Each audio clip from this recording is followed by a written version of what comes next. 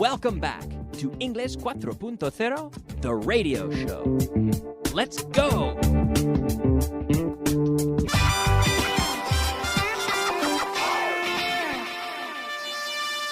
Advanced. Hello and welcome back to the show. Here we are in class number 179. In case you're wondering what you're listening to, this is class number 179 of the advanced portion of the Vaughan Inglés 4.0 radio show, Vaughan English 4.0, 4.0. I often say 4.0 and people tell me, no, Kyle, it's 4.0.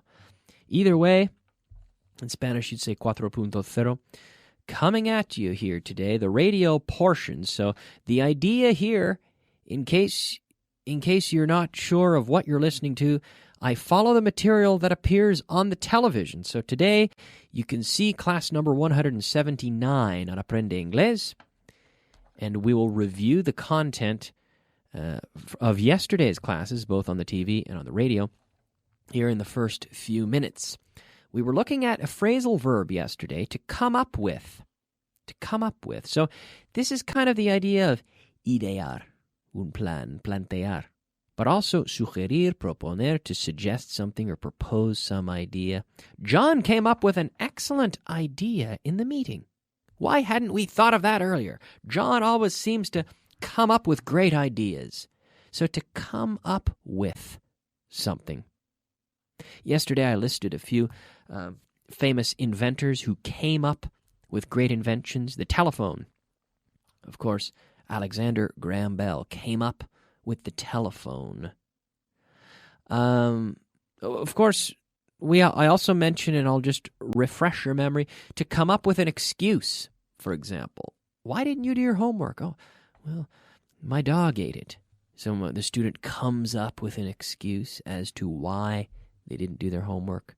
They come up with an excuse for their mistake, for example, to come up with an excuse, to come up with an answer, to come up with a reason, we can say. So to come up with something, have something come to mind. So it implies invention and typically implies ingenuity. Even if it's an excuse, you're thinking of some creative reason. Okay, but to come up with inventions. The telegraph.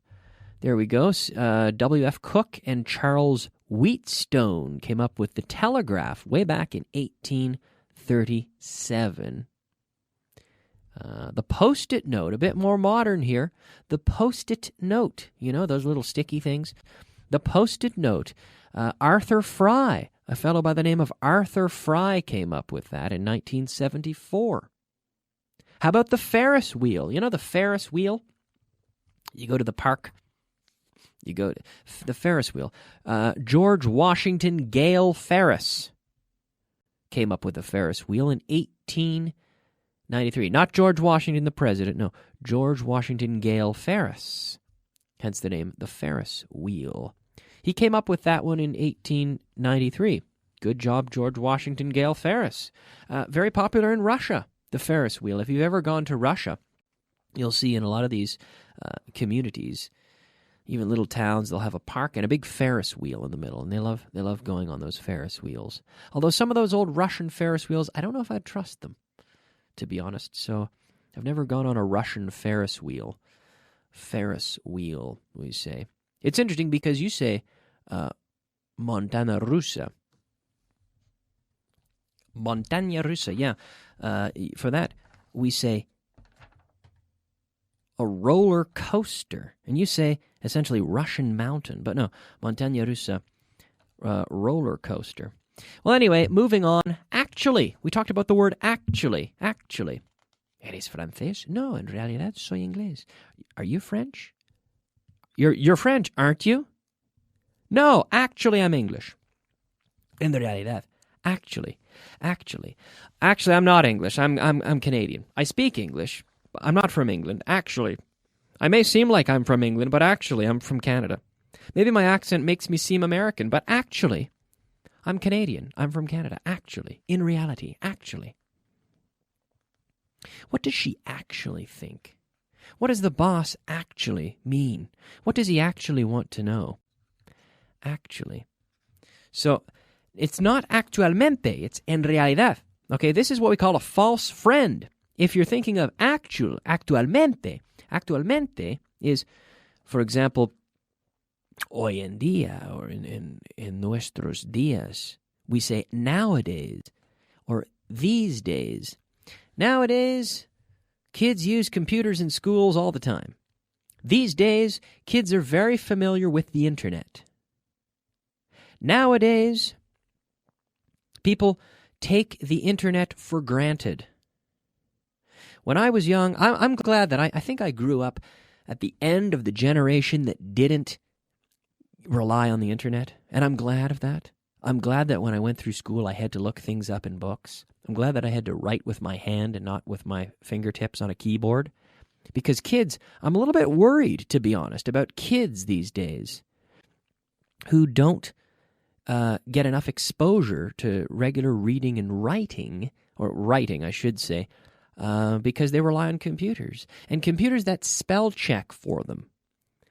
I have some friends in Canada who are school teachers, and they tell me that kids' spelling is terrible these days because they never learn because they're typing, and the computer corrects their spelling. So I think it's very important that in schools we encourage kids to handwrite things, to handwrite, escribir a mano, to handwrite reports and things, because otherwise we'll become, our younger generation will become completely reliant on the internet if they haven't already. And I think that's kind of a dangerous thing. I think we risk losing these basic skills. But anyhow, actualmente, hoy en día, in this sense of en nuestros días, nowadays, or these days. Mm-hmm. Then, en este momento, ahora mismo, we can say presently or currently, or at present, at the moment. I'm from Canada, but at the moment, I'm living in Spain. Mm-hmm. You can often find me teaching classes in an office across town, but at the moment I'm in the radio studio. I'm recording this radio show at the moment, right now, at the moment. As you listen, at the moment, here I am, speaking on the radio, yeah. Okay, so please don't confuse actually with currently or at the moment, right?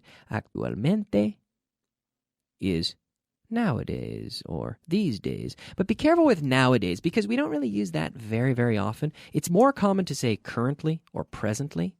But hoy en día, nowadays. Nowadays, women can vote, for example.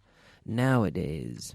Mm-hmm. All right. So remember, actually, en realidad, actually. You may think I'm Spanish, but oh no, actually, I'm Canadian. Mm-hmm.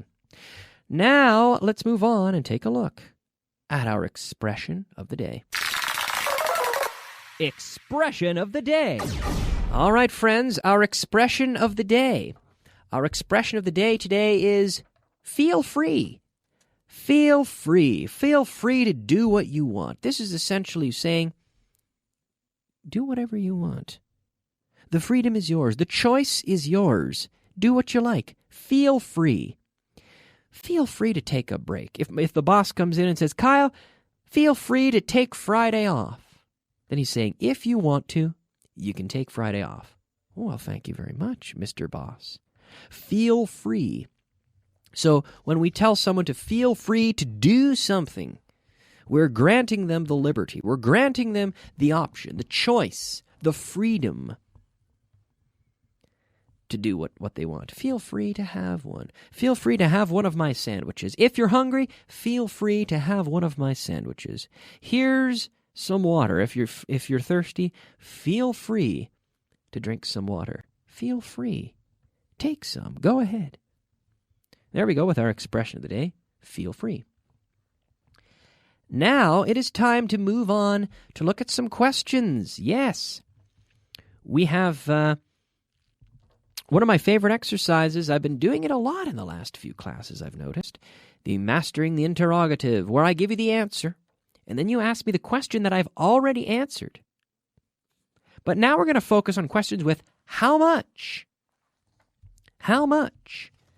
How much money did you spend? How much time did you spend on that report? How much? All right? So, ¿cuánto?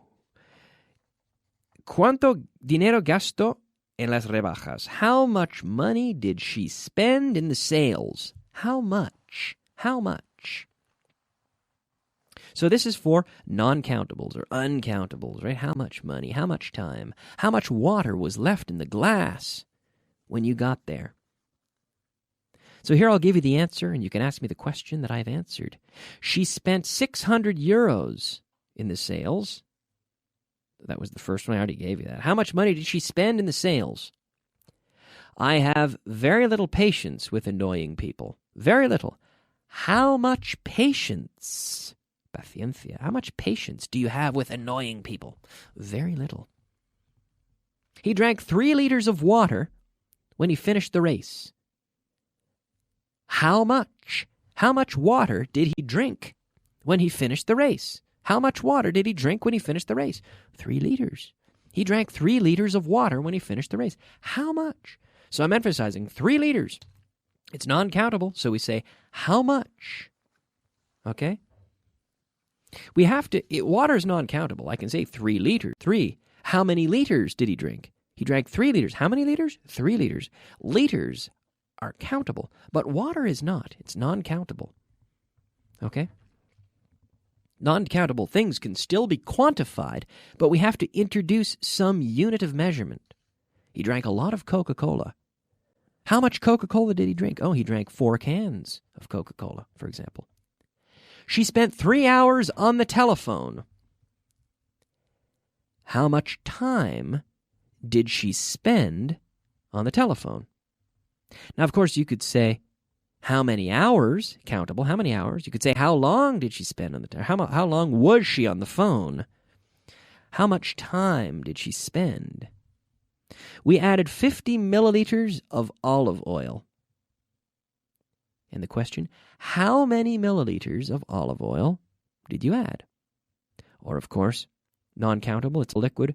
How much? How much olive oil did you add? How much? If we're talking about the milliliters, we could say specifically, how many milliliters? But here, as a non-countable, how much olive oil did you add? Yeah. Olive oil. I was recently, in fact, just last week, I was in New York. I was in the United States visiting some family. I had a wedding to attend. And I was telling my cousin, who's half Italian, that, Spain, I said, Spain produces much more olive oil than Italy. And she didn't believe me. She said, no, it can't be. But yes, Spain produces much more olive oil than Italy. But outside of Spain, people don't realize that. In Canada, to be honest, I struggle to find Spanish oil, or what would say product of Spain on the bottle. It all says, most of it says made in Italy, even though maybe the trees were in the south of Spain and the olives grew in the south of Spain. A lot of the companies are based out of Italy, so Italy has that reputation. But here we added 50 milliliters of olive oil. How much olive oil did you add?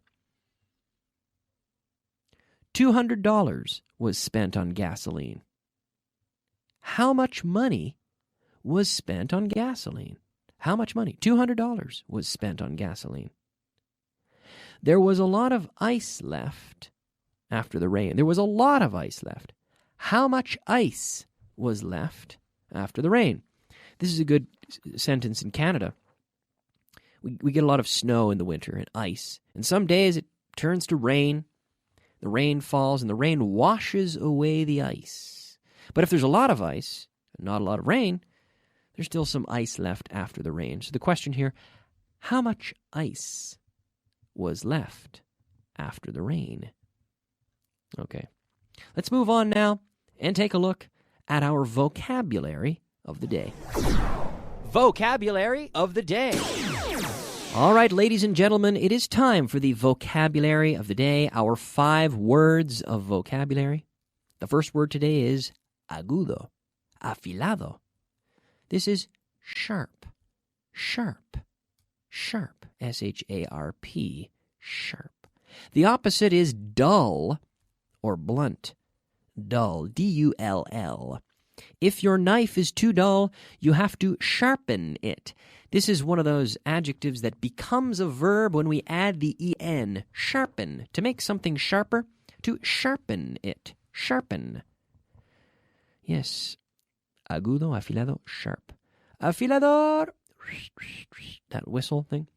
Sharpen. They're there to sharpen your knives, right? Pecado. Oh, this is a sin. Pecado. Liso. Smooth. Smooth. The opposite of smooth is rough. Rueda de repuesto. Spare tire. Spare tire. S-P-A-R-E. Spare. It's an extra. It's a spare. It's a spare tire. You hope you never have to use it. But if you have a puncture, if you get a flat tire, you might have to use that spare tire. Apropiado. Apropiado, excuse me. Idóneo. Suitable. Suitable. Yeah, suitable. Yeah, this is a suitable alternative. I hope you find a suitable solution. All right, let's move on now to the very last point. A little. I just have a little bit more to say.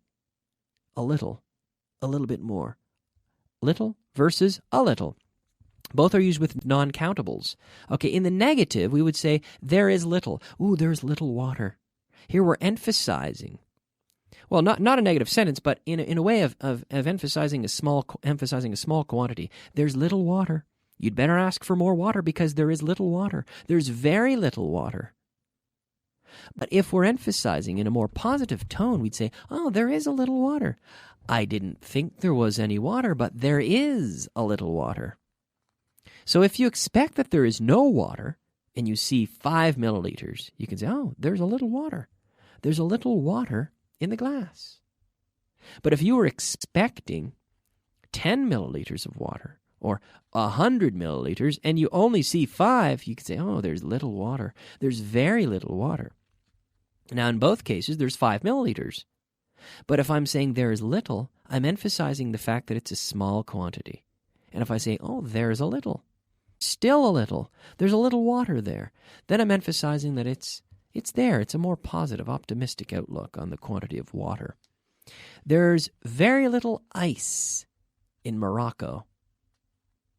There's a little ice left in my glass. There is a little bit. I brought a glass of water here, and the weather's getting hot, so I put some ice in there, and there's a little bit of ice left. There's a little ice. There's little time left. We only have 40 seconds. There's little time left. In fact, there's very little time left in this program. But don't worry, there is a little time. It's not going to cut off right now. There is a little time, so don't worry. Okay? So little and a little. I'd like to review this.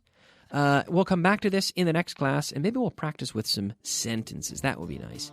And some translation. But I'm going to stop now because I'm completely out of time, but I want to thank you very much for listening. My name is Kyle, and I'll be back tomorrow, as always, at the same time. I do hope you'll join me. I hope you'll join me, I should say. Keep studying, keep working hard, and we'll see you soon. Bye-bye.